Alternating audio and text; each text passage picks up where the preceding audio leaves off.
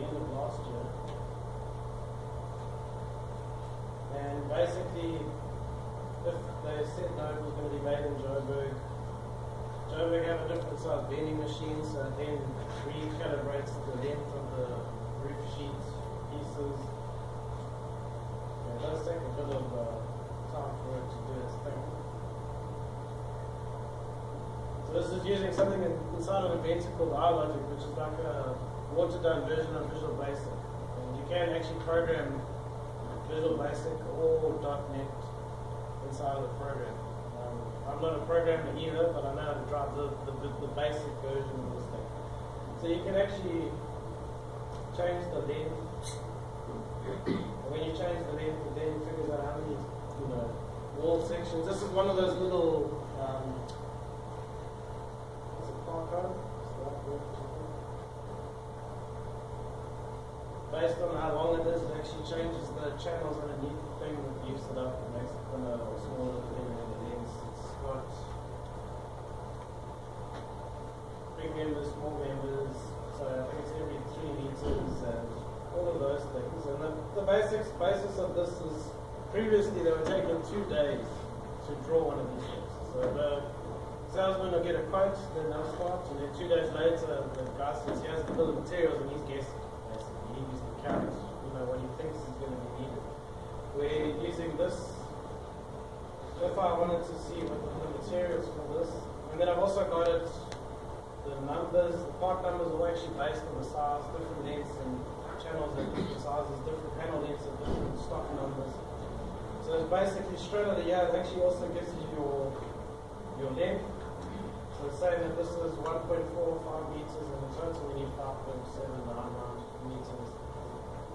The ones that say vary, that means there's different lengths. It's not just one set length, but it'll still then give them the overall length required. So they can basically from this export this to Excel and then apply, massive like a math formula to it that says per length it costs so much.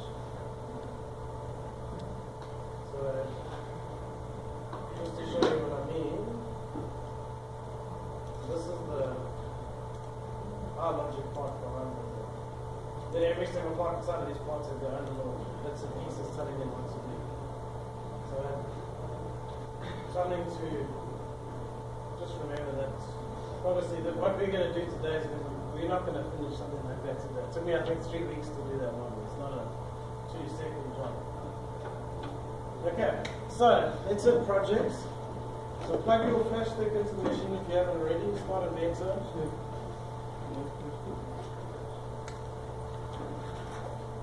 And then just click on projects. Yours is obviously going to look different to mine. I've worked on different projects.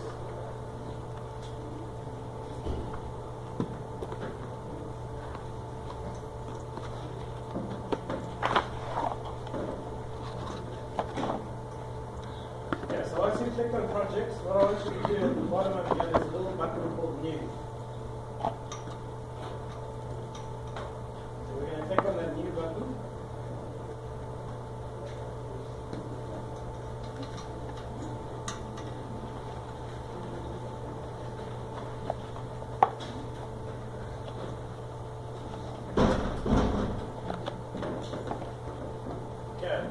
So everyone got that? Anyone not got that? Cool.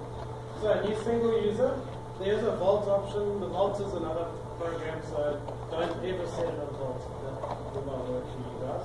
So new single user, click next. Where it says project name, I want you to just put UK then training. Okay, don't hit next or finish. We need to change the location before we go any further.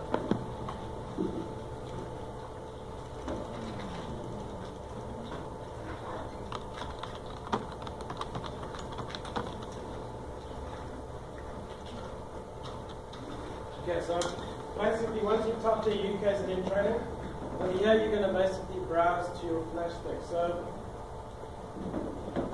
this part of it's quite easy. There's one extra step we'll have to do that's not as straightforward. Okay, I want you to browse. I think you guys are using Windows 7, so it's going to look quite different to mine.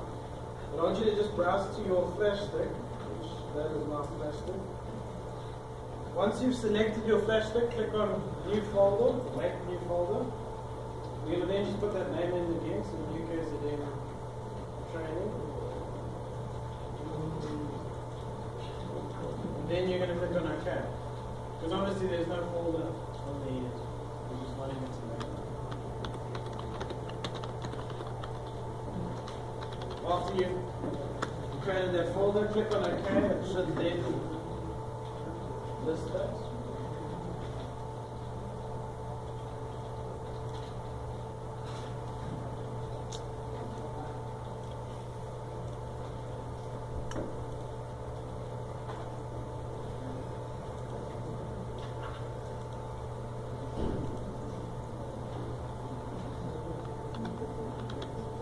Just that button. Click on your flash sticks and make new folder, all the new KZN training, and then click on OK. Once you've done that, then you can hit finish.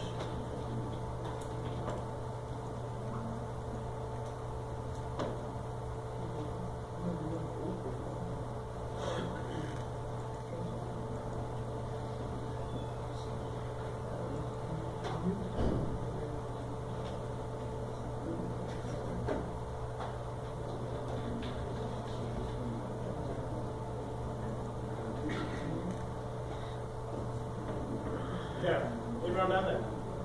Okay. So, like I was saying, there's one extra step you're going to have to do. You can't just create a project and then go. Now, the reason why is if you use the content sense, maybe nuts, bolts, washer, basically anything, there's a frame thing that it can make. All of those files are stored in something called content sensor inside of Inventor. And by default, that content sensor sits in your My Documents. Now, this is not. People always get confused with this thing. Inventor, content center, and then there's ARC 2016 because I'm using Inventor 2016. Basically, every year I install, it'll create a folder, and this is where it says, if I use a nut, this is where you save it, which works wonderful when you go back and use the same computer. But obviously, you guys are switching computers the whole time, so storing it on My Documents on a temporary computer is not the way you want to go, basically. So, what we're going to do is we're going to just through Windows, just go into normal Windows Explorer, so Windows E, or just start My Computer. Go into your flash stick, and basically just right click, create a new file, a new folder, and call it Content Center Files. The name, you don't have to go with that name exactly. You could call it Inventor Content, you could call it Inventor Library, Inventor Nuts and Bolts. It's just the way I've always done this. So that's how it calls the folder, so I like to match it up so it's easy to remember it. You'll notice we're not creating it inside.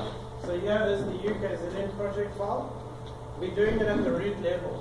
Now the reason we're going to do that is every project we make, we're going to point at the same content center. Every project will have its own folder, but they will all share the same content center file, which is 100% perfect. You can share content center folders between projects. You can't share projects between projects. You can, but we're not going to do that. So once you've done that, if you go back to Inventor, you'll see there's a button over here called Folder Options. If you click on that plus sign, underneath it you'll see there's design data. Now that's styles, so you don't have to worry about that. Then you've got templates. Once again, that doesn't really matter. These machines have all got the drawing file set up as its default template, I believe. And then the last one, content center files. And you'll see it equals, they all equal default. When they're set to default, it's set to whatever your inventor tells it to go to, basically. If we right click and say edit, we can then change that. So we're going to hit browse, and we're going to set it to that folder on the flash stick we just made. So browse to your flash stick, then click on the content center files or Inventor library, whatever you call them. Then click on OK. Then you can basically just click off of it. That'll then accept that. And then obviously we have to save those settings. So just at the bottom, just next to the browse button, we have a save button. So I want you to click on save.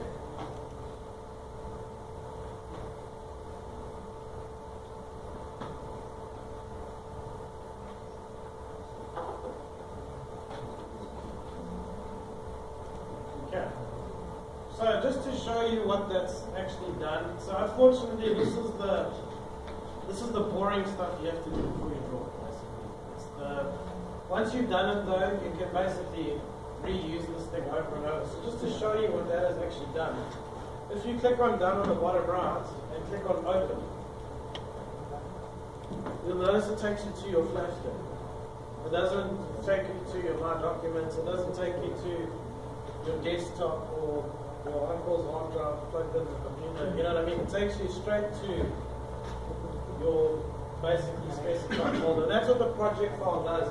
You'll see if I cancel this and I switch projects to a different project, that little house thing, when I say done and open, it automatically then takes me here. So that's what basically the project is doing.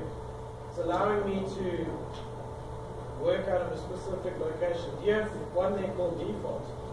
Okay, I just want you to double click on default. I want you to right click on your one that you've just made and hit delete. So I just want to show you one last thing before we move on. Okay, so just double click on default first. We'll put a tick next to default. Okay, you can't delete one that's currently active. So we're just activating default, so it allows us to delete the UKZN one we've just done. So I want to basically show you what you do when you move to a different computer. You know, when you get home, or the next day you come in and you want to carry on working. That project's now going to be gone. So I want you to right click and say delete. That project will then disappear from that list. Okay? Click on done, close Inventor. And you'll see this is extremely complicated. You go into that project folder on your flash stick. Okay? Inside of there's going to be a file the same name as the project. UKZN training. Once we work on more files, there'll be a whole bunch of other files here also. All you do is you double click on that. That's how you load it into Inventor. It's the easiest way to load it into Inventor. So you see, you just carry around your flash stick, plug it into a different computer, double click on that file, and you'll see if you hit open, it's automatically taking you to that correct location. Okay, so it's not that complicated. You could even copy and paste, that folder, and then just rename the file inside of that folder and rename the folder, and then reuse. So you could use this as a template. You'll also see on the left-hand side, you see where it says Content Center Files. If you click on that, it should take you to your flash stick. So in my case, it's the F drive or the JM1 CPRA, that story. Then Content Center. So it's automatically routed it basically to the correct location. Okay, now we can actually start to draw. So I just thought we'll do that so that, when we get to the assembly part of this thing where we're putting things together, you guys aren't going to have anything to put together if you draw nothing. So this way we can draw files, save them, and then tomorrow when we do the assembly stuff, we can put it together. So let's click on new. So there's about 500 ways you can create new files in this thing. There's Control E on your keyboard is the shortcut. That'll then bring up the new dialog box. You can click on this little drop down and choose one of the default ones. You've got this one over here. For now, let's look at the big one, which is basically that new button. We'll keep clicking on that one also does it. So I want you guys to basically just click on Standard RPT, and then on the right hand side you just tell me, does it say millimeters or inch? Inch, okay. So I was also not sure if these machines had been set up correctly. So Autodesk is obviously an American company, and as you know, in America they like inches for some odd reason. So what we're going to do to get around it is just click on metric. So it's very easy to get around that whole templates being set up wrong. If you just click on metric over here, on the right you'll have a standard RPT. Basically that'll always create millimeter apart. There's a way you can fix Inventor. It's this little gear. But if these machines have been, with you guys changing machines, basically every single time you start the bloody thing, it's going to do this. It's going to want to have your templates and inches. So you're going to have to click on this, change it to ISO and millimeters, and click on OK every single time. So it's probably easier to just work on the metric one. And a lot of people do that. So metric, standard millimeter RPT, I want you to double click on it.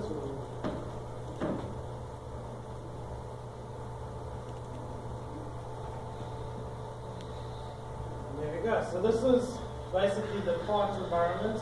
So just a little bit, what we're going to do is we're going to work through, like I said, this is a crash course. We normally do the essentials over 4 days, and it's a class of no more than 9 people, so 40 people is a little bit bigger than 9 people.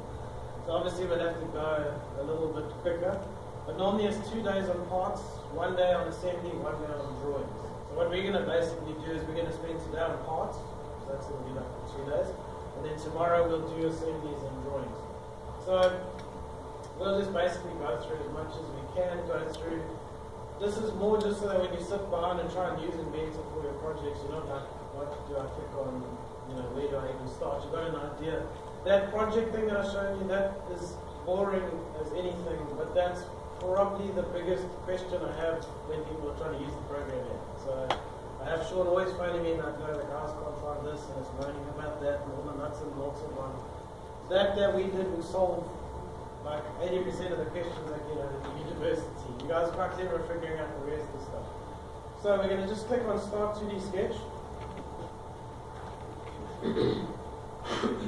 So we're going to draw 3D, but you don't have to sketch 3D to draw 3D. You can sketch 2D and then turn it into 3D objects. So we're going to say Start 2D Sketch. The model sort of like rotates into this weird orientation, and you should have 3 word planes. If you hover over them, does it tell you the name of the word planes? I'm just not sure if you guys have the same version. What I want you to do is hover over the X, Y. So you'll see that one of them there is called the X, Y. And then I want you to left click on that X, Y plane. Okay, so now we're basically in a sketch. And one of the things I want you to realize on the screen, and this is actually funny, I looked at the program for 4 years and never noticed that the one line was thicker than the other line. Now I'm like, no, now it sticks out like a sore thumb. But that's basically how Inventor identifies where the horizontal is. So there's actually a command over here called horizontal or vertical. Vertical will line itself up, so it'll make a line parallel with the thin line. Horizontal will make a line parallel with the thick line. I was doing training and one of the students asked me, he said, why is the one line thick? And I was like, no. Okay, so that's your horizontal, your vertical axes. Those are not physical lines. They're just a visual thing. Okay, so when we get out of the sketch just now, those lines disappear. They just, I see people do this, where they draw like a U, and I think they've drawn a box. They haven't drawn a box. If I had finished sketch, I've drawn a U. So just be careful. Those lines, they do not actually exist. They're just a representation. You can actually even switch them off. I don't recommend you switch them off because it's good to know where you're on the drawing. And then on the middle, you've got a yellow dot. That's your origin, or 0, 0, 0. So we're going to start with something simple. Just